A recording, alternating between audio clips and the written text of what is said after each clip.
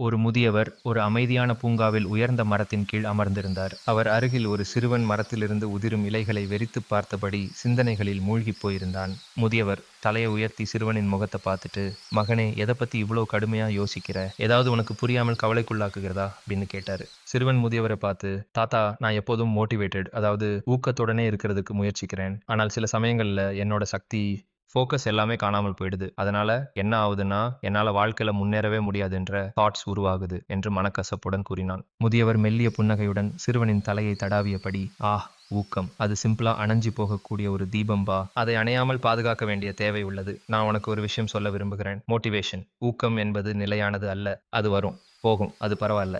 நீ வாழ்க்கையில முன்னேற ஒரே வழி டிசிப்ளின், அதாவது ஒழுக்கத்தை வளர்ப்பதே. அது உனக்கு ஊக்கத்தை விட ஒவ்வொரு நாளும் வெளிச்சம் தரும் ஒளியாக இருக்கும் என்று கூறினார். சிறுவன் குழப்பமாக, இல்ல, புரியல, எப்படி தாத்தா? நான் மோட்டிவேஷன், ஊக்கத்தை இழந்த நிலையிலும் தொடர்ந்து முன்னேறி செல்ல முடியும்? நான் எப்படி டிசிப்ளின், ஒழுக்கமா இருக்கிறது என கேட்டான். உனக்கு சாமியின் கதை தெரியுமா என்று முதியவர் கதை கூற தொடங்கினார்.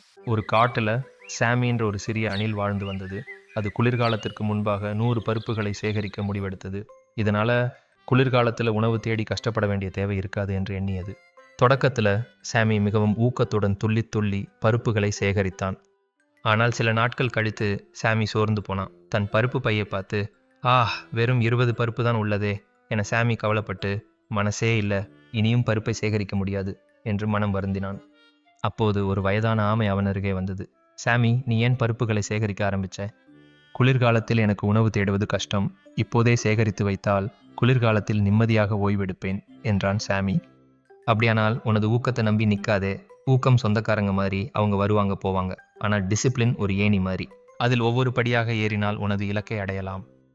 ஆமை சொன்ன அறிவுரையின் பின் சாமியின் ஆட்டிடியூட் மாறியது. அவன் 100 பருப்புகளை சேகரிக்க வேண்டும் என்று கவலைப்படல.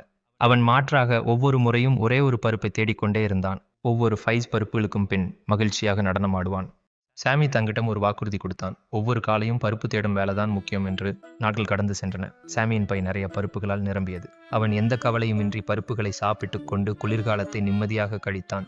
இந்த கதையை போலத்தான் ஒழுக்கம், டிசிப்ளின் சின்ன சின்னதா தொடர்ச்சியாக செய்யும் செயற்பாடுகளிலிருந்து கட்டியெழுப்பப்படுகிறது.